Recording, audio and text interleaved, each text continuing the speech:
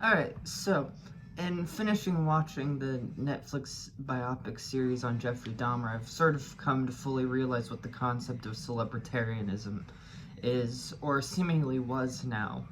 As much as past killers are far more memorialized via American sensationalism than their victims, with little exception, they are the prominent focus, though even with the era shifting in the direction of the victim's memory, the older cases remain stagnant as if stone monuments. Sure, Dahmer as presented gives us some due to those killed and in some cases cannibalized, but even in that, they're overshadowed by his animal magnetism, as evident in that even that of the 14-year-old boy, as he is by and large known, Connor Synthesum, who nearly escaped him but was returned to Dahmer by police after being convinced it was merely a lover's quarrel.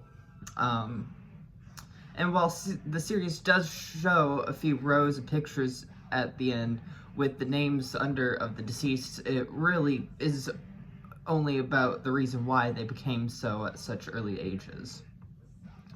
Quote, "Celebritarianism is about dying when everyone's watching and doing anything for fame. It's about worshipping death in the media. The world knew about Harris and Klebold, the Columbine killers, half an hour after the tragedy.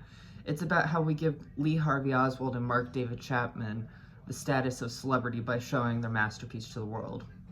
Unquote.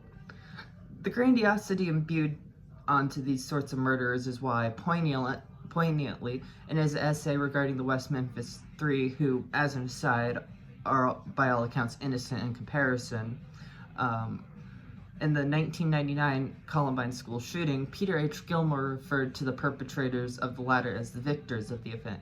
In spite of the 13 other massacred student body and faculty, with the minor exception of the nonsense regarding Rachel Scott's faith, it is Sue Klebold going around on book tours hosting TED Talks on her son, thus proving Marilyn Manson's point when on Bill O'Reilly explaining, quote, "The media sends a message that if you do something loud enough and it gets our attention, then you will be famous for it. Those kids ended up on the cover of Time magazine. The media gave them exactly what they wanted," unquote.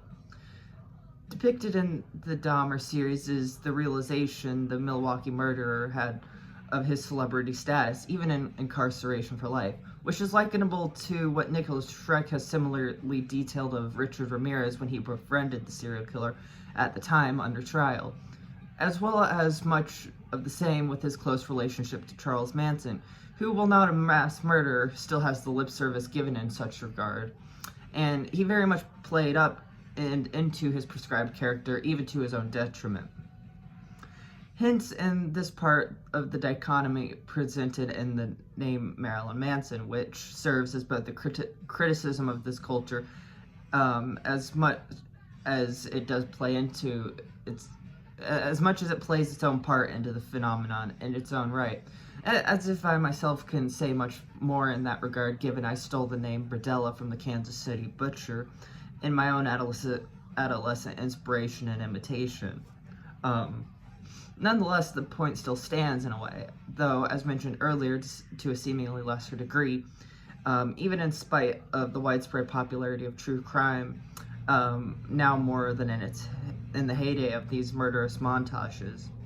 Sure, Adam Lanza overshadows the children he murdered, but as much Charlie Kirk does the same with his alleged assassin Tyler Robinson, as well as Donald Trump and his own assassination attempt to the relatively completely unknown Thomas Crooks. And in spite of the likelihood of both those cases were staged in the matter regarding the POTUS and a sacrificial lamb in the case of Kirk, overshadowing their perpetrators as much as Eric Harris and Bill Klebold override their newer imitators, like Natalie Rubnow's copycat shooting in Madison, Wisconsin, at the Abundant Light Christian School in mid-December of 2024.